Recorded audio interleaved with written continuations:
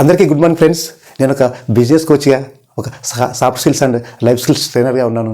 విషపూరితమైన వ్యక్తుల నుంచి ఏ విధంగా స్వేచ్ఛగా ఉండాలి అన్న టాపిక్తో మీ ముందుకు వచ్చాను. ఈ వీడియో చివరి వరకు చూసినట్లయితే మీకు ఒక మంచి ఇన్ఫర్మేషన్ లభిస్తుందనేసి నా అభిప్రాయం. ఈ సమాజంలో అందరూ మనం అనుకున్న ప్రకారంగా ఉండరు. కొంతమంది విషయం చిమ్మే ప్రయత్నాలు చేస్తూ ఉంటారు. ఆ విషయం చిమ్మే ప్రయత్నాలు నెగిటివ్ థాట్స్తో నిండి ఉంటాయి. ఎప్పుడు చూసినా డిగ్రేడేషన్ చేసే ఆలోచనలతో ఉంటారు. వాళ్ళు బాగుపడరు, మిగతా వాళ్ళని బాగుపడే ప్రయత్నాలు చేయరు. ఎప్పుడు చూసినా కానీ ఒక వ్యక్తి గురించి చెడుగా ప్రచారం చేసుకుంటూ వెళ్తూనే ఉంటారు. ఎప్పుడు చూసినా నాకే అన్నీ తెలుసు అన్న అహంకారంతో ఊగిపోతుంటారు. సో ఈ వ్యక్తుల యొక్క ప్రభావం ఏ విధంగా ఉంది సమాజంలో?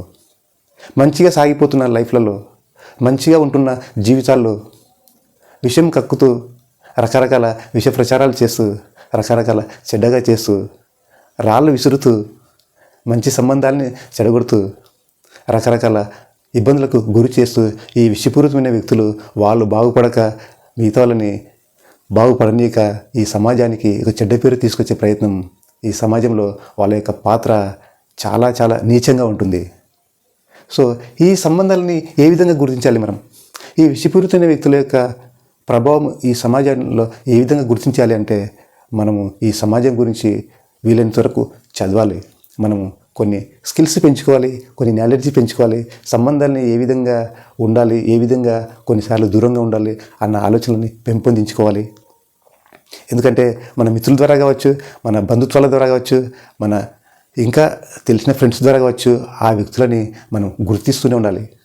వాళ్ళు మంచి వల్ల చెడ్డ వల్ల అన్న విషయాన్ని మనం కనుక్కొని పూర్తి సమాచారం సేకరించిన తర్వాతనే వాళ్ళు మంచి వాళ్ళైతే కలిసి ఉండే ప్రయత్నం చేయాలి, విషపూరితమైన వ్యక్తులైతే దూరం ఉండే ప్రయత్నం చేయాలి. సో ఆ విధంగా మనం గుర్తించి మన లైఫ్లలో ఒక గొప్ప అభివృద్ధిని చూడాలనేసి విన్నపం. అదేవిధంగా ఒక సెల్ఫ్ కేర్గా ఏ విధంగా ఉండాలి? ఈ విషపూరితమైన వ్యక్తుల ద్వారా మనం దూరంగా ఉండు మన యొక్క సెల్ఫ్ రక్షణ, మన స్వీయ రక్షణ ఏ విధంగా ఉండాలి? వాళ్ళకు ఎంత దూరం ఉంటే మనం అంత హ్యాపీగా ఉండగలుగుతాం, ఎంత దూరం ఉంటే అంత లైఫ్లో ఎదగడానికి అవకాశం ఉంది, మనం స్వేచ్ఛగా జీవించడానికి అవకాశం ఉంది, లైఫ్లో ఎదగడానికి అవకాశం ఉంది, మనకు ఒక మంచి పేరు రావడానికి అవకాశం ఉంది, సమాజానికి ఒక మంచి చేసే కార్యక్రమాలకి ఇబ్బంది లేకుండా ఉంటుంది. సో వాళ్ళ నుంచి ఎంత దూరంగా ఉండి మనం స్వీయ రక్షణతో బ్రతికితేనే ఒక బ్రహ్మాండంగా లైఫ్ లీడ్ అవుతుందనేసి నా ఉద్దేశం. సో ఈ సంబంధాలని ఏ విధంగా మూల్యాంకనం చేయాలి? ఈ విషపూరితమైన వ్యక్తుల యొక్క మూల్యాంకనము చాలా చాలా ఇబ్బంది. ఎందుకంటే మనం ఒకటి మంచిగా చేస్తే ఇంకోటి ఇబ్బంది పెట్టి కార్యక్రమాలు చేస్తుంటారు. సో ఆ వ్యక్తుల యొక్క మూల్యాంకనము తప్పకుండా మంచిని మంచి అనాలి, చెడుని చెడు అనాలి. ఒక వ్యక్తికి హెల్ప్ చేసే గుణం ఉండాలి, ఒకవేళ లేకపోయినా చెడు చేసే గుణాన్ని మాత్రం విడనాడాలి. కానీ వాళ్ళు దానికి ఆపోజిట్గా తిరుగుతుంటారు. వాళ్ళకు మంచి చేయకపోను చెడు చేసుకుంటూ వాళ్ళ మీద రాళ్ళు విసురుతూ రకరకాల ప్రయత్నాలు చేస్తుంటారు. సో అప్పుడు మనకు ఒక నాలెడ్జ్ ద్వారా కావచ్చు, మన యొక్క అనుభవం ద్వారా కావచ్చు, ఇతర వ్యక్తుల ద్వారా కావచ్చు, మనం అన్ని రకాలుగా వాళ్ళ గురించి మూల్యాంకనం చేసినాకనే మనం ముందుకెళ్తే చాలా బాగుంటుంది. సో ఈ విషపూరితమైన ఆలోచనలు ఉన్న వ్యక్తులు, ఇట్లాంటి పనులు చేసే వ్యక్తులు ప్రతి ఒక్కరికి కూడా ఇబ్బంది కనుక వాళ్ళని మనం మూల్యాంకనం చేసి ముందుకెళ్తేనే బాగుంటుంది.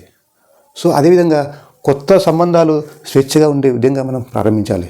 ఏ ఒక్క వ్యక్తితో ఫ్రెండ్ సర్కిల్ చేసినా కానీ, ఏ ఒక్క వ్యక్తితో బంధుత్వాలు చేయాలని కానీ 1కి 2 సార్లు 10 సార్లు ఆలోచన చేసి, సమాలోచనలు చేసి, మన ఆలోచనలకు అందే విధంగా ఇంకా వేరే ఆలోచనలన్నీ కూడా తీసుకొని, ఎందుకంటే ఫ్రెండ్ సర్కిల్ అయినా కానీ బంధుత్వాలు అయినా కానీ ఒక లాంగ్ లాస్టింగ్గా, అంటే దూరదృష్టితో మాత్రమే చూడాలి.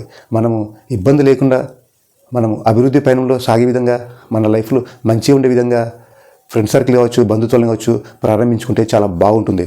సో ఎప్పుడైతే మనం అట్లాంటి ఆలోచనలతో ముందుంటామో ఒక విషపూరితమైన వ్యక్తులకు దూరంగా ఉండే ప్రయత్నాలు జరుగుతూనే ఉంటాయి.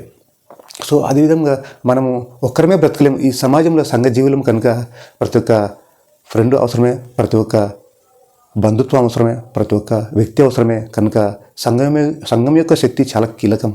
ఒక అసోసియేషన్లో ఉన్నామంటే మన యొక్క బాగోగులు చూసుకునేదానికి, మనకు ఒక మంచి నాలెడ్జ్ నేర్పడానికి, మనకు ఒక ఈ సంఘంలో తల్లిదండ్రుల మీద మనం ఆధారపడి, పెద్దవాళ్ళ మీద ఆధారపడి, గురువుల మీద ఆధారపడి సో ఎంతో నేర్చుకున్నాం.